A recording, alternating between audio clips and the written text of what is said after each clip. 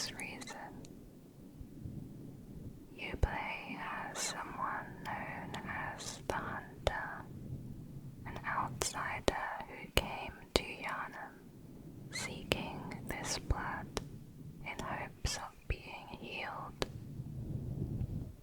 However, the blood has a terrible secret. Centuries ago, there was a race of advanced human beings called the Dumerians. Below the city of Yharnam is an ancient underground labyrinth of Dumeru, known as the Chalice Dungeons. This labyrinth was built by the Dumerians, who were said to have discovered a sinister truth, the Eldritch Truth, supposedly a state of existence that the Great Ones inhabited. It is within this underground labyrinth that the Dumerians came in contact with the Great Ones and began worshipping them. The Great Ones are powerful, godlike alien beings who have elevated their consciousness to a higher plane beyond the physical realm. Even so, the Great Ones can still interfere with events in the physical world.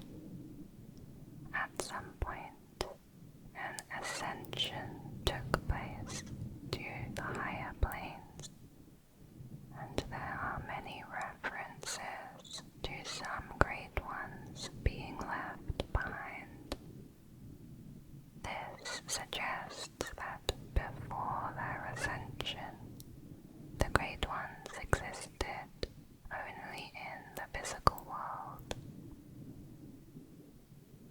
The early Dumerians were servants of the Great Ones, and both species coexisted in harmony.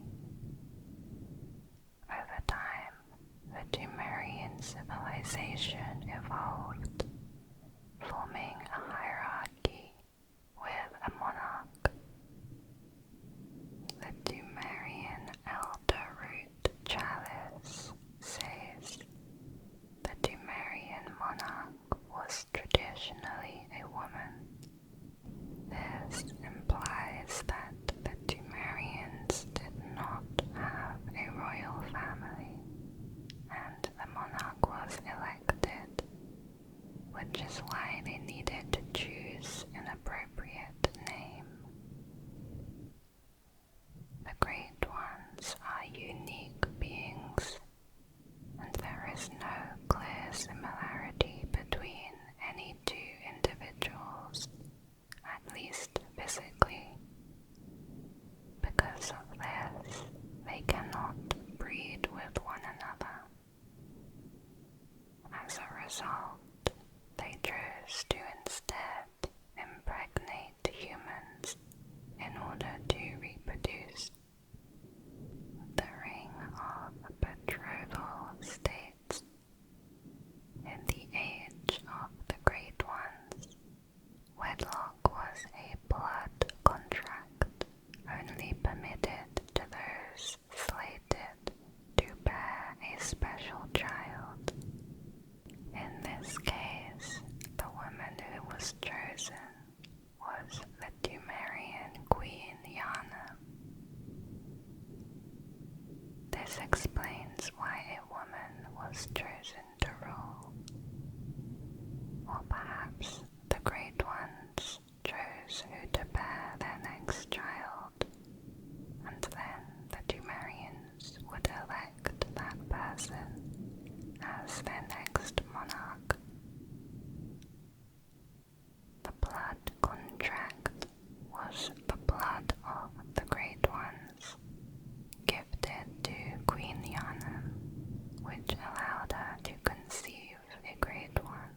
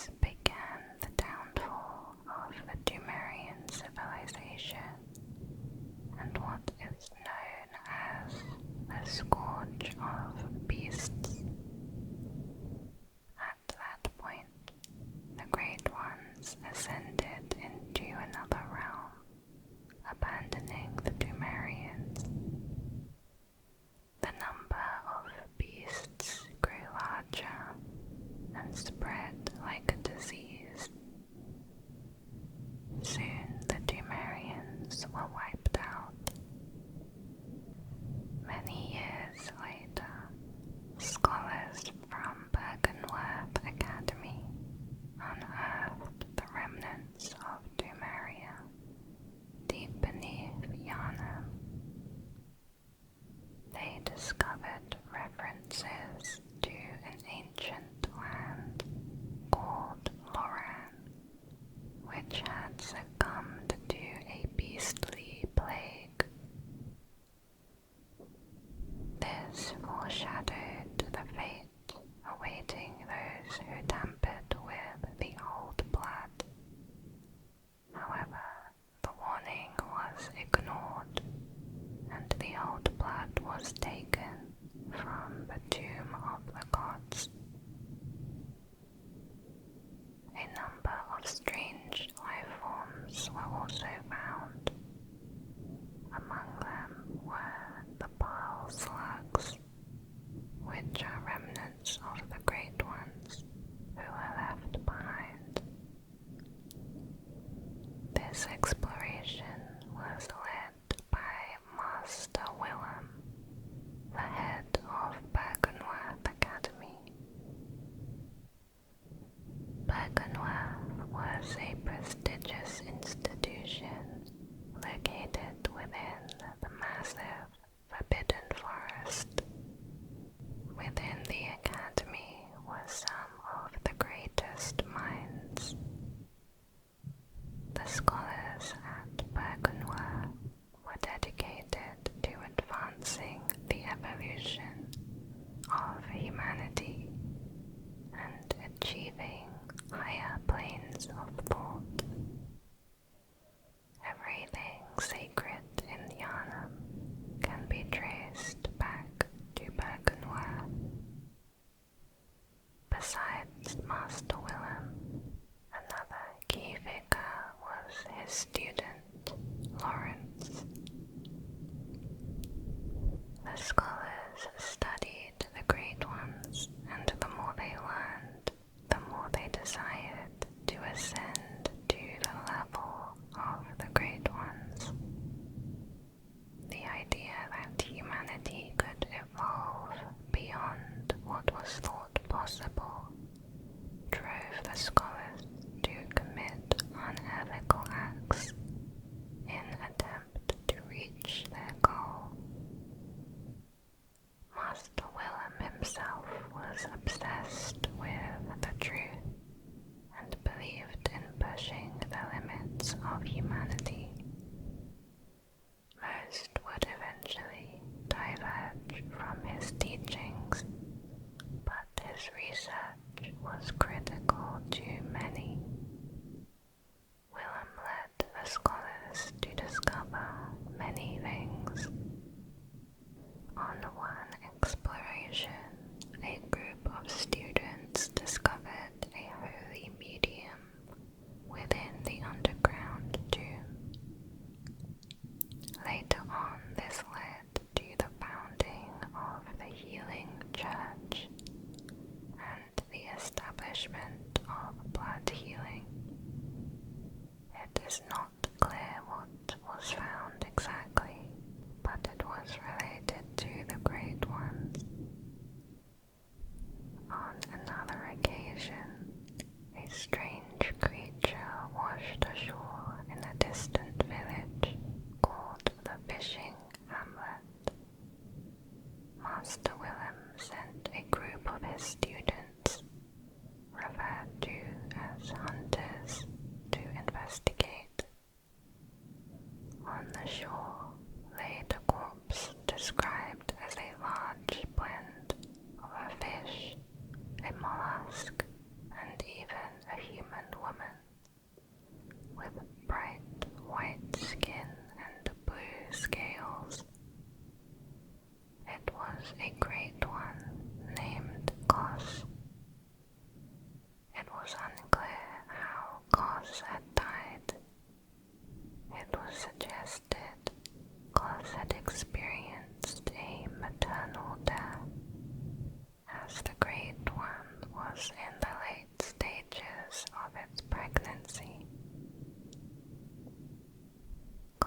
was apparently worshipped by the residents, who were mutated by her cosmic power.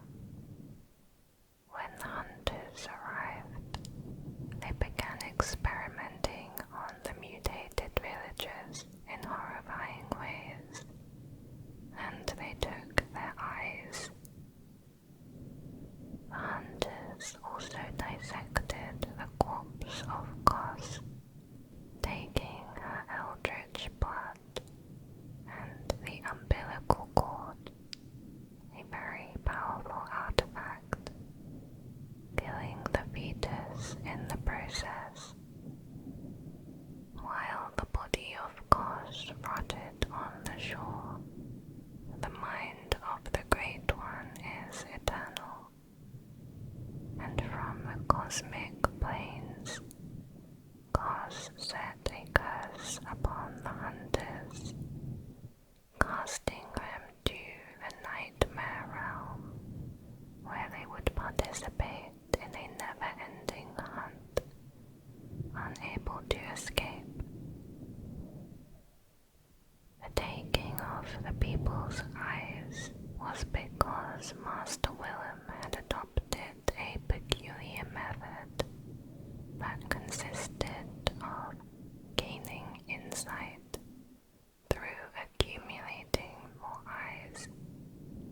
Carol's eye rune states, "Eyes symbolize the truth Master Willem sought in his research.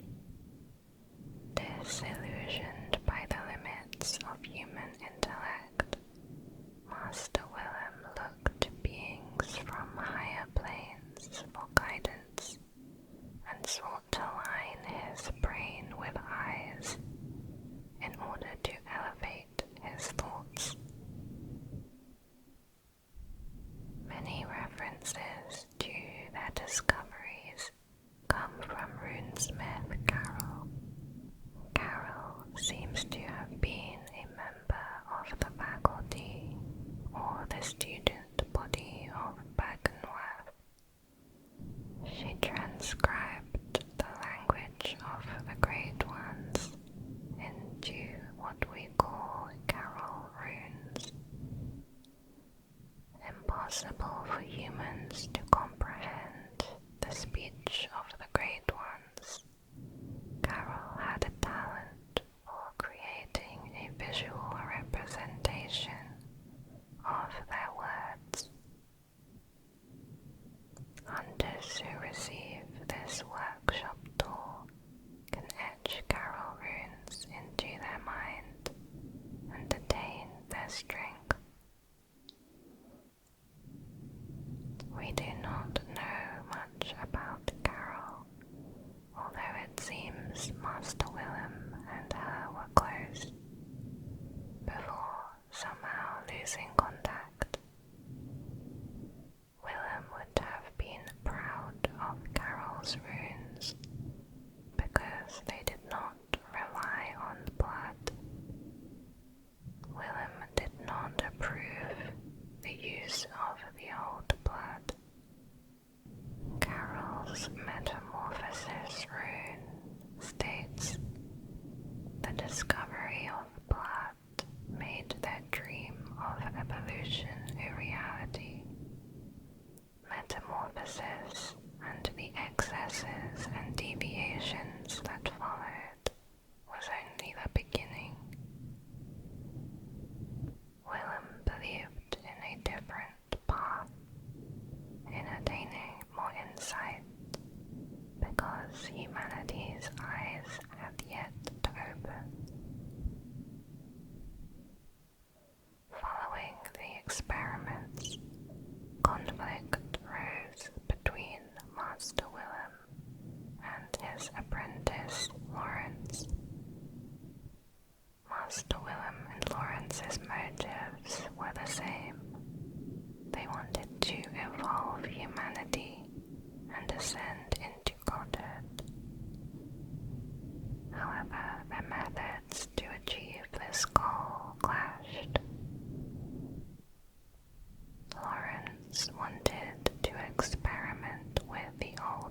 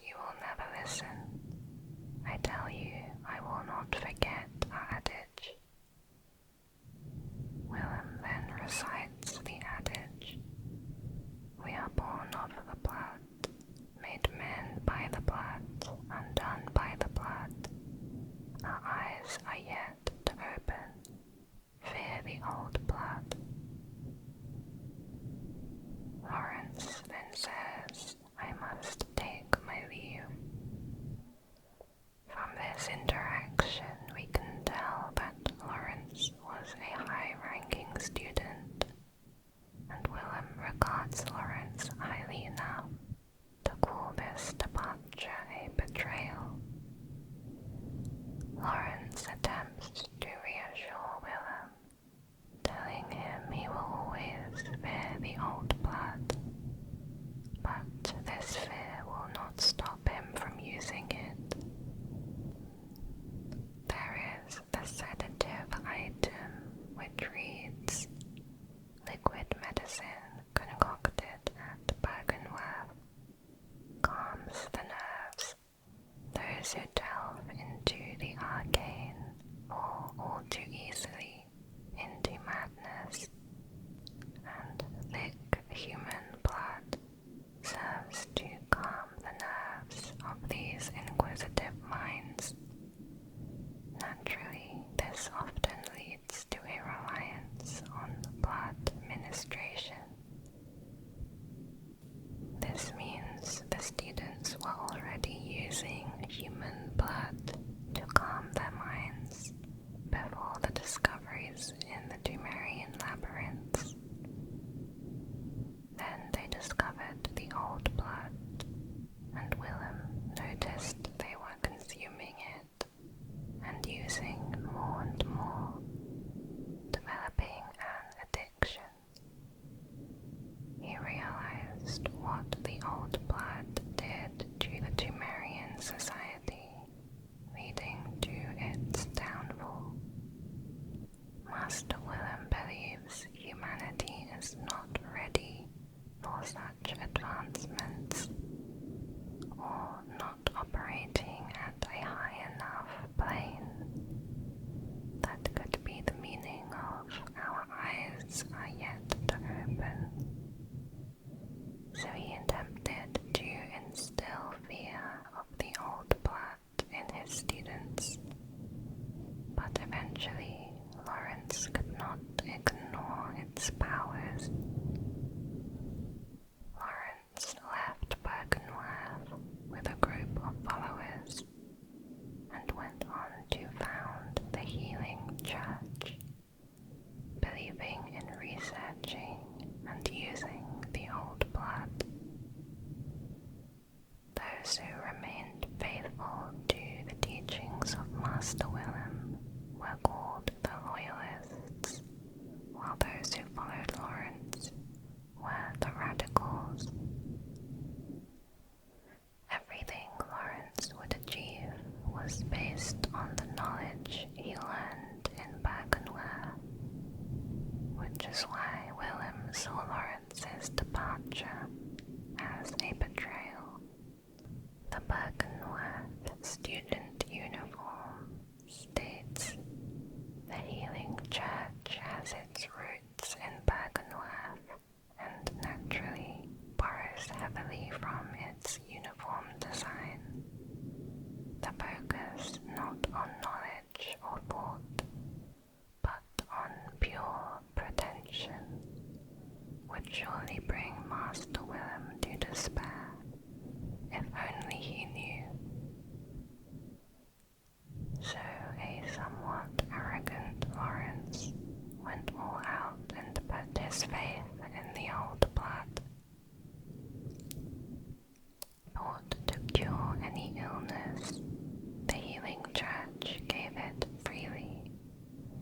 The city of Yharnam became powerful and famous. Many came from afar to be treated, and the people of Yharnam put their faith in the sacred Healing Church. As expected, what happened in Yharnam is similar to what happened in the tombs below, where the blood was found. The Chalice dungeons are overrun by horrific beasts. The ailing Loran Chalice states, "The tragedy that struck this ailing land of Loran is said to have its roots in the scourge of the beast.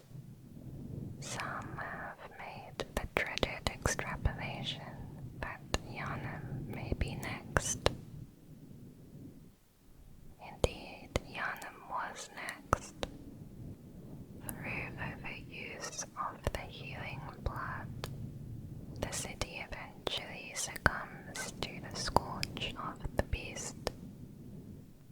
But until then, Lawrence and the healing church managed to grow in power beyond what would have been possible at Byrgenwerth.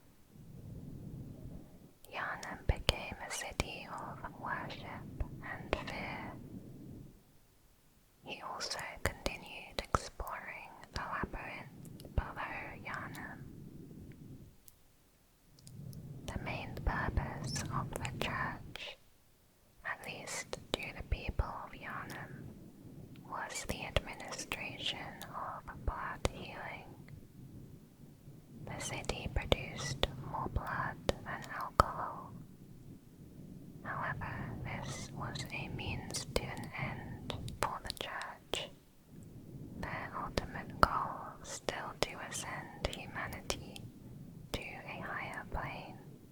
Lawrence split the church into multiple branches, each with a different purpose. There was the choir, the school of menses, and the workshop. Another of the discoveries from the Tumerian labyrinth was Ebrietas, a great one who was left behind. For some reason she did not ascend along with the others. This encounter led to the choir being founded, formed by prominent church members who were previously Byrgenwerth scholars, with the purpose of making contact with Ebrietas. The Great Is Chalice became the foundation of the choir, as it allowed them to have full contact with Ebrietas. However, the knowledge they received would drive them mad, as the knowledge of a Great One is not meant for mortals. Ebrietas resides below the Grand Cathedral, and the Grand Cathedral is the birthplace of the healing church's special blood. So perhaps the blood that was being used was Ebrietas' blood. The second branch of the church is the School of Menses. They aimed to understand the knowledge of the Great Ones and harness it for the advancement of humanity. As the name suggests, a place of learning, research, and experimentation for the healing church. A character named Mikolash was likely the head of the school. The school was based below Yharnam, in a place called Yhargul, the unseen village. The work of Menses was intended to be kept a secret from the people of Yharnam. The school increasingly seems to have been working alone, even separate from the healing church itself. The title of Hunter was given to those in the third branch of the healing church, called the Workshop. These warriors appeared as the scourge of the beast began to show in Yharnam. The Workshop hunters served under German, the first hunter. The Workshop was a secret institution, originally located in a hidden part of Cathedral Ward. Not wanting people to know they were turning into monsters, the hunters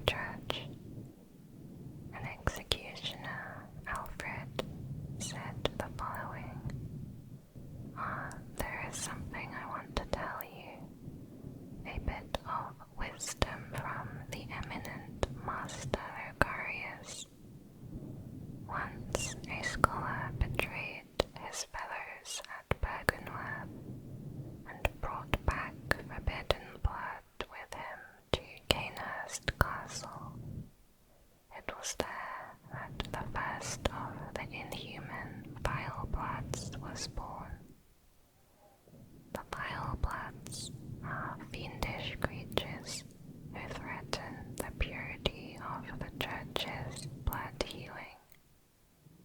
The ruler of the Vile Bloods is still alive today. So to honor my master's wishes, I search for the path to Gainhurst Castle. Believing the inhabitants of the castle to be tainted, the executioners were sent there and killed all of its residents.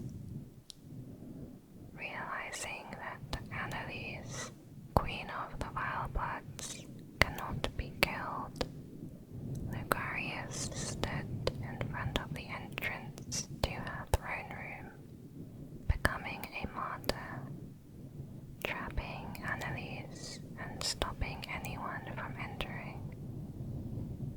Alfred eventually reduced the Queen to flesh and blood. In an area called Old Yharnam, a new disease appeared called Ashen Blood. There was no cure, only tablets which gave short-term relief. The Ashen Blood sickness eventually triggered the spread of the beastly scourge. Old Yharnam was connected to Central Yharnam by a bridge. It got so bad they had to burn down and seal off Old Yharnam from the rest of the city. With this, the hunt became known to all, and the citizens became deathly afraid of the church.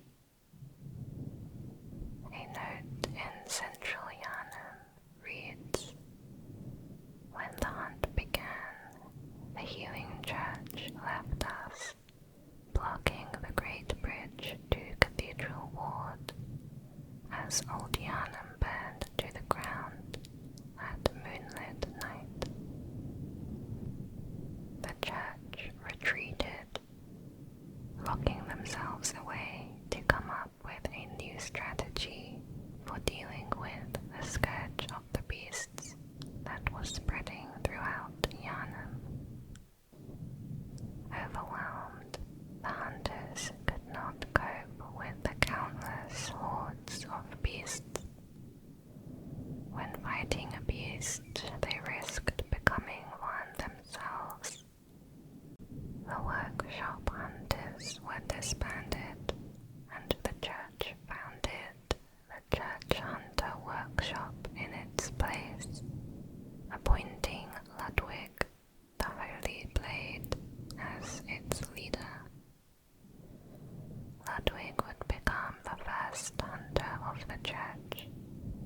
He was a benevolent member of the church, famous in his own right. Every night, Ludwig would fight back against the beasts in Central Yharnam. The people of Central Yharnam, known as Yharnamites, joined the hunt as well, increasing the number of hunters. Many Yharnamites were afflicted with the illness. This resulted in Yharnamites consuming blood, hunting beasts, and then becoming beasts themselves. This caused them to be trapped in a never-ending hunt to cleanse Yharnam of the illness. The healing church blamed outsiders for the spread of the sickness, and due to the church's influence, the people needed little convincing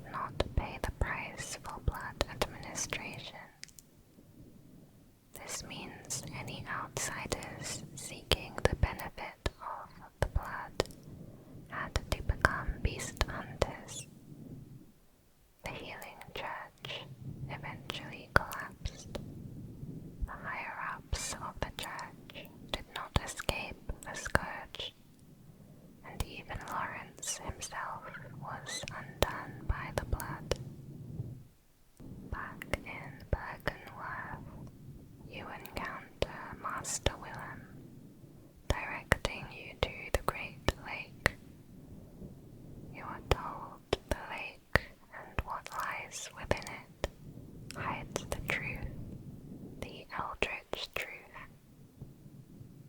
Rom, the Byrgenwerth spider, lies within it.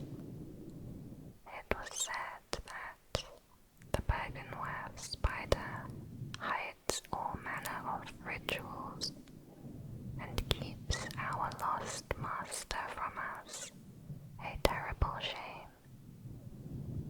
The spider is certain to reveal nothing, for true enlightenment need not be shared. The creature is somehow hiding the true nature of the world, and when you defeat it, you see the world for what it truly is. After killing Rom, you are granted access to what remains of Yharnam, the home of Mikolash and his School of Menses. The School of Menses had grown apart from the Healing Church. Imprisoned inside Yharnam is the corpse of a member of the choir. The choir was suspicious of what was going on in the School of Menses, and for good reason. The School of Menses were attempting to commune with the Great Ones, and they succeeded. Like Willem, they found an umbilical cord. You find 4 cords in the game that allow contact with the Great One, and Mikolash had one. This cord granted Menses contact with Murgo, but resulted in the stillbirth of their brains. Most Great Ones reside in the Nightmare Realm, and the ritual that was performed with this cord pushed the School of Menses and its students into a nightmare. You find the lecture hall in the nightmare, and hundreds of dead students throughout Yharnam, all wearing a cage on their heads that appears to have delivered them to their terrible nightmare. Mikolash's corpse provides a gateway into the nightmare, and we find him there, clearly insane, wandering the halls. Mikolash believes that it's possible to ascend towards becoming a Great One, citing Rom as his example.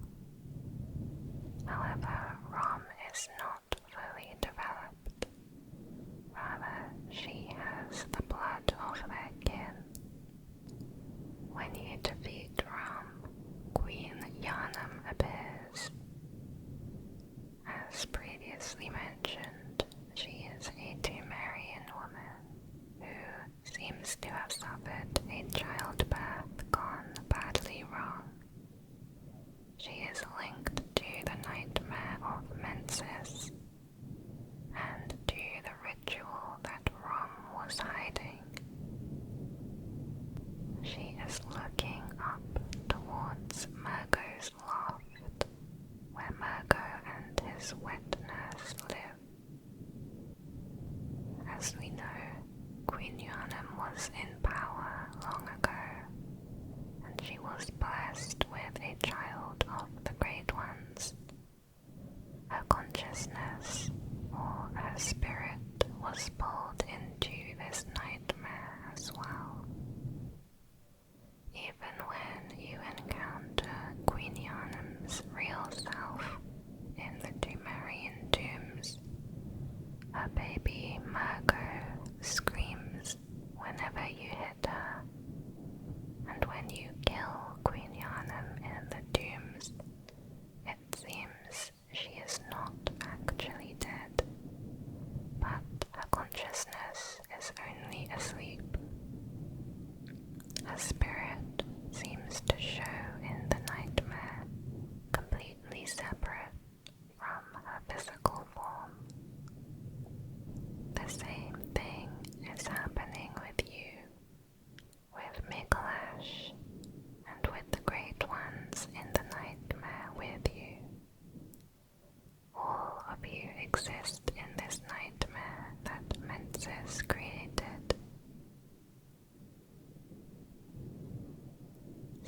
which Great One impregnated Queen Yharnam with Murgo all those years ago. One theory is the formless Odin, the Great One, Odin, lacking form, exists only in voice. Just like his father, there is nothing in the cradle after you defeat Murgo. Murgo has no form. His cries are heard throughout the game. He exists everywhere. Additionally, Murgo's wet nurse also has no form. When you defeat Murgo's wet nurse, you get a message. Instead of prey slaughtered, it says nightmare slain, meaning you defeated a Great One that had elevated its consciousness to the Nightmare Realm. The Nightmare of Menses, Murgo's Loft, and the Nightmare of the Fishing Hamlet. These are not the only dream worlds you have entered. This whole time, you have been going out from the Hunter's Dream, guided by lanterns leading to Murgo and her wet nurse, all of which is made possible by Kerman and his doll, who are eternally trapped in the Hunter's Dream. Travel to the Hunter's workshop in the waking world, and you'll find the truth.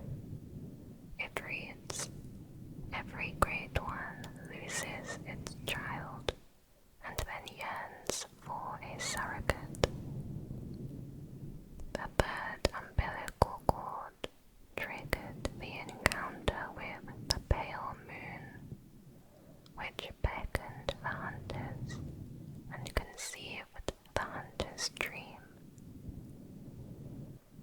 Next to the cord is the unanimated doll, built with a likeness of Kerman's first student, Lady Maria, who he had an obsession with.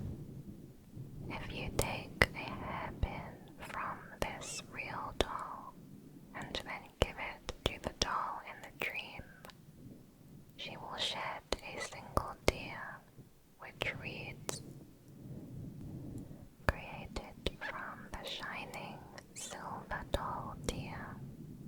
This blood gem is a quiet yet unfaltering friend that continually restores HP, the life essence of a hunter. Perhaps this doll's creator had wished for such a friend, albeit in vain. Kerman had called upon the Great Ones using an umbilical cord, similar to the way Mikolash did. The Great Ones that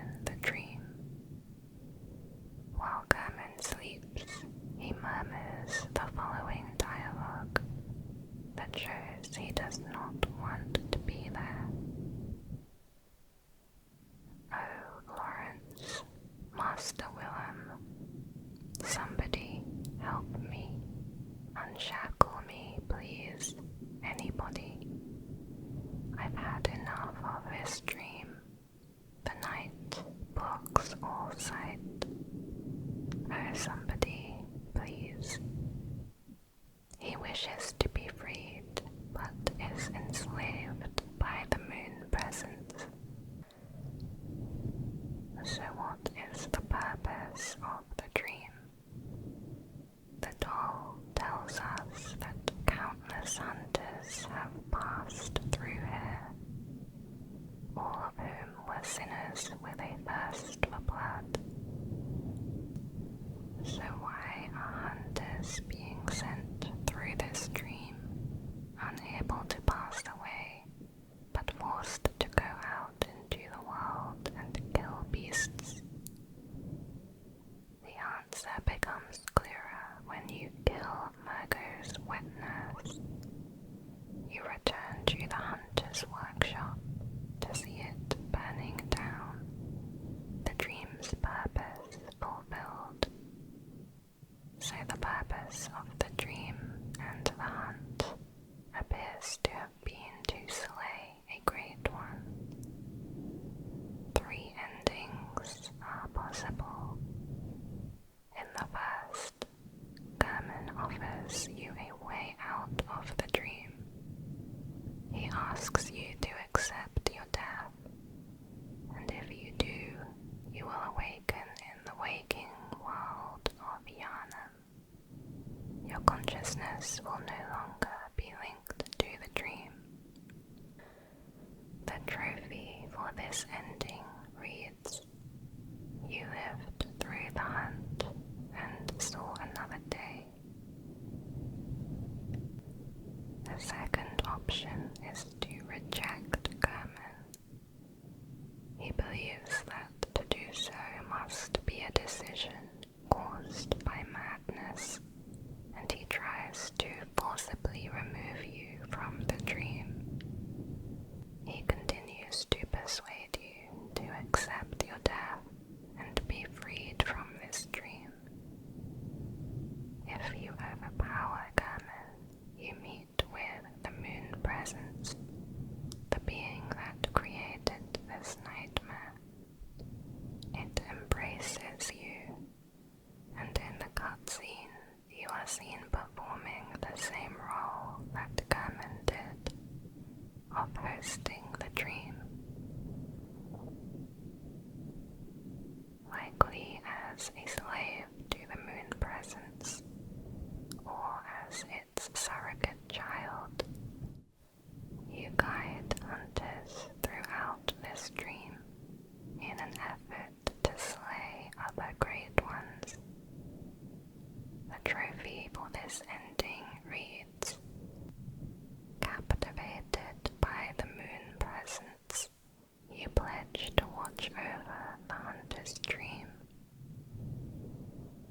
It should be noted that the Great Ones are a race, but each Great One is completely unique, with their own motives and goals.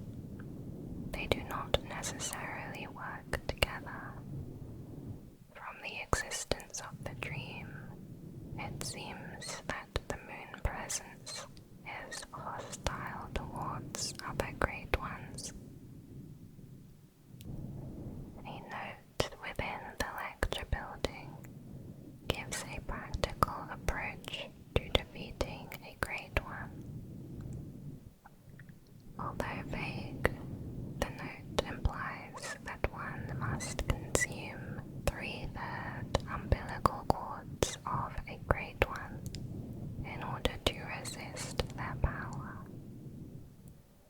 So in the third ending, you consume 3 umbilical cords and resist the will of the Moon Presence. You overpower it, and in the cutscene, the doll picks up the being you have become.